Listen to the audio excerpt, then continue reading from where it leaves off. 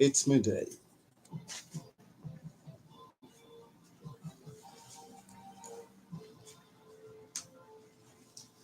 Good afternoon.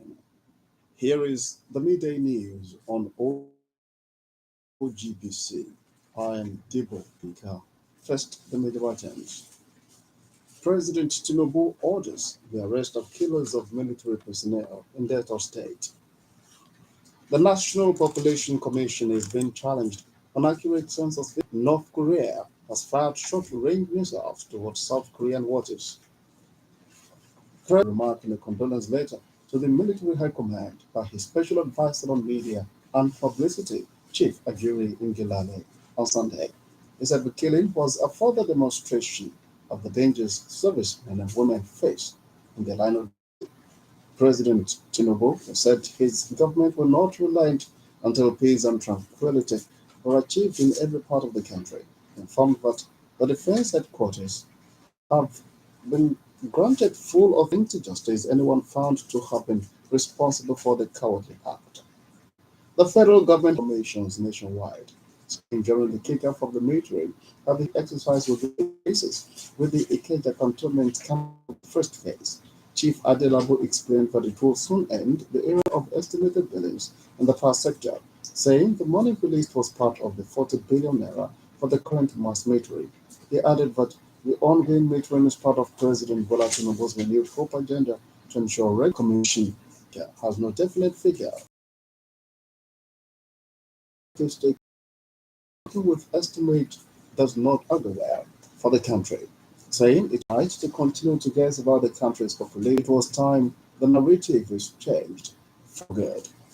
The government at the center has clarified that the understanding recently signed with a United Kingdom firm for the design and construction of Port Harcourt and Nugu Calabar and Abuja standard gauge rail line on public-private partnership basis was not legally binding. Ministry of Transportation, in a statement by his director, praised on public relations, Peter Luigi, to take action, conduct a and form a new partnership.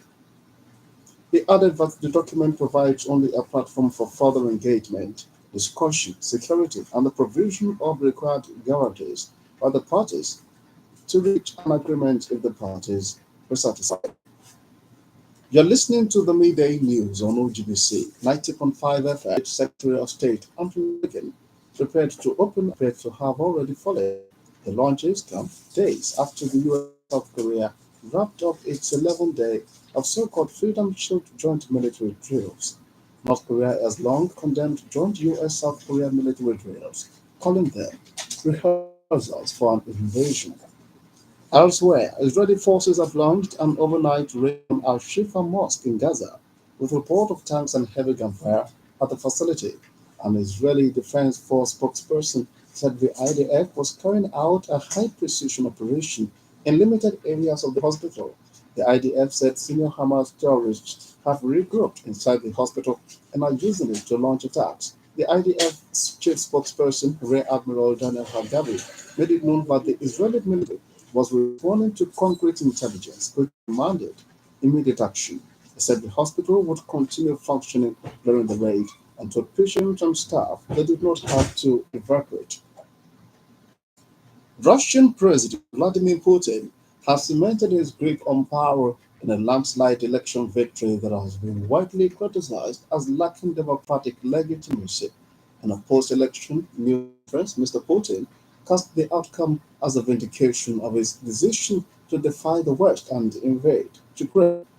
Mr. Putin said in his address from campaign headquarters this Monday that no one has ever succeeded in intimidating us without the conclusion everyone expected that the president would extend his nearly quarter-century rule for 6 more years. Meanwhile, key Russian ally China this Monday congratulated President Vladimir Putin on his election victory.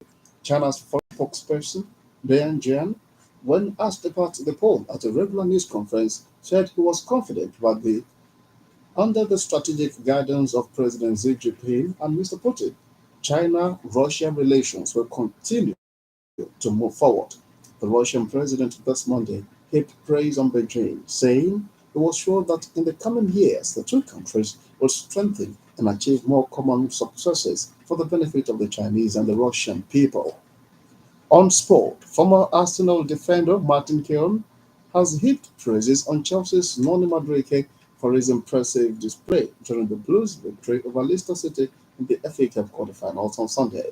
Madueke came on as a substitute for Raheem Sterling and scored a stunning goal to help Chelsea beat Leicester City 4-2 at Stamford Bridge. His moment of brilliance in Mauricio Pochettino's side. Keown singled out his goal as outstanding, saying it would boost confidence. Madueke has now scored 5 goals and provided 1 assist in 22 appearances for Chelsea this season. Security is central to the country's development. Contribute to ensuring a secure society to end the midday news and other look at the major items. In a condolence letter by his special advisor on media and publicity, Chief Ajuri Ngelawi, on Sunday, President Bola Tinubu ordered the arrest of killers of military personnel in Delta State. The Deputy Speaker of the House of Representatives, Honorable Benjamin Kalu, while speaking in Abia State, charged the National Population Commission to come up with accurate census figures. You also heard that North Korea has fired short-range missile towards South Korean waters. The midday news was edited by Idris Adeyibka and broadcast from OGBC, Abeokuta.